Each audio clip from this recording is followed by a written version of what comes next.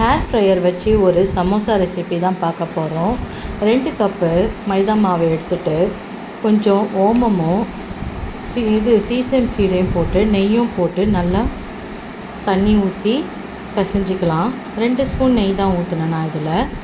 நல்லா தண்ணி ஊற்றிட்டு நம்ம ஒரு சாஃப்ட் டோக்கு நல்லா பிசைஞ்சிட்டு இதை ஊற வச்சிடலாம். நான் மதியம் பண்ண கறி தொக்குலேருந்து கறியை கொஞ்சம் எடுத்துக்கிட்டேன்.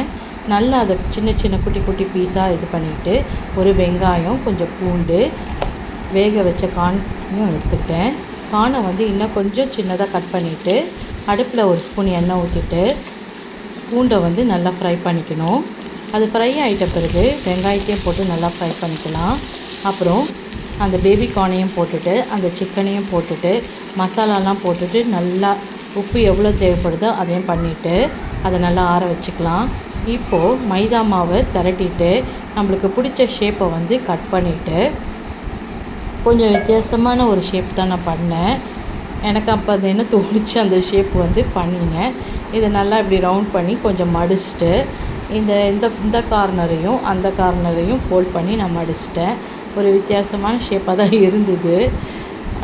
சரி ட்ரை பண்ணி பார்ப்போமே அப்படின்னு சொல்லிட்டு இந்த ஷேப் நான் ட்ரை பண்ணேன். நல்லா தான் வந்தது. ஏர் ஃப்ரையரில் பண்ணும்போது நம்மளுக்கு ரொம்ப எண்ணெய் தேவைப்படலை. சும்மா அதுக்கு மேலே நம்ம எண்ணெய் மட்டும் ப்ரஷ் பண்ணிவிட்டு வச்சுட்டு 180 டிகிரிக்கு 25 மினிட்ஸ் சமோசாக்கு அவங்க கொடுத்துருக்காங்க.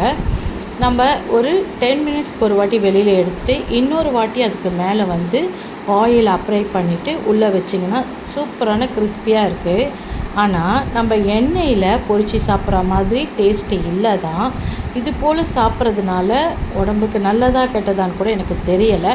எனக்கு ஏர் ஃப்ரையர் கிடச்சதுனால அதை வச்சு நான் உங்களுக்கு ட்ரை பண்ணி இந்த ரெசிப்பியை நான் போட்டிருக்கிறேன். இப்போது அந்த ஏர் ஃப்ரையர்லேயும் நம்ம ஆயிலை தடவியாச்சு.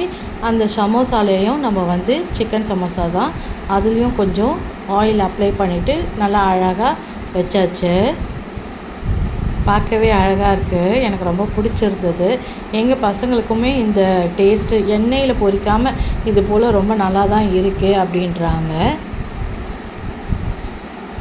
இப்போ 180 டிகிரிக்கு 20 மினிட்ஸ் வைக்கிறோம். 25 மினிட்ஸ் அதில் நம்ம சமோசான்னு நீங்கள் மெனுவை ஆன் பண்ணிட்டாவே அதில் 180 டிகிரிக்கு 25 மினிட்ஸ் காட்டுது. ஆனால் 10 மினிட்ஸ்க்கு ஒரு வாட்டி நம்ம வெளியில் எடுத்து இந்த மாதிரி எண்ணெய் தடவிட்டு மறுபடியும் உள்ளே வைங்க. நல்ல ஒரு கிறிஸ்பியான சமோசா ரெடி ஆயிடுச்சு. இப்போது நம்ம இன்னொரு வாட்டி ரவுண்ட் பண்ணிவிட்டு சமோசா ஷேப்கே கொண்டு வரலாம். 2ஆக கட் பண்ணியாச்சு. ஒரு சர்க்கிளை 2ஆக கட் பண்ணிவிட்டு அப்படியே நம்ம கோன் மாதிரி மடிச்சுட்டு சமோசா மாதிரி பண்ணியாச்சு. ரொம்ப அழகாகவே இருந்தது பார்க்குறதுக்கு.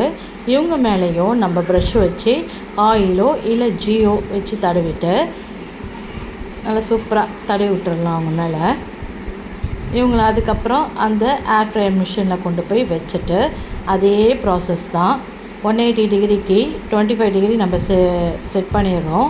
செட் பண்ணிட்ட பிறகு 10 மினிட்ஸ்க்கு ஒரு வாட்டி வெளியில் எடுத்துகிட்டு மறுபடியும் ஆயிலை நம்மளை அப்ளை பண்ணிவிட்டு உள்ளே வச்சிட்டிங்கன்னா சூப்பரான ஒரு சிக்கன் சமோசா ரெடி ஆகிடுச்சு. ஆயில் ரொம்ப ரொம்ப ரொம்ப கம்மியாக நம்ம யூஸ் பண்ணி சாப்பிட்றோம். இது ஹெல்த்தி இல்லையான்னு எனக்கு கமெண்ட் செக்ஷனில் சொல்லுங்கள். நல்லா நான் கட் பண்ணி காட்டுறேன் பாருங்கள். ரொம்ப கிறிஸ்பியாக இருக்குது. கையில் எடுத்து உடச்சியும் காட்டுறேன் பாருங்களேன். அப்படியே டப்பட்டப்பட்டான்னு ஒரு சவுண்டு வந்துருச்சு. நல்லா இருந்தது. ட்ரை பண்ணி பாருங்கள் உங்கள் வீட்டில் ஏர் ஃப்ரையர் இருந்ததுன்னா.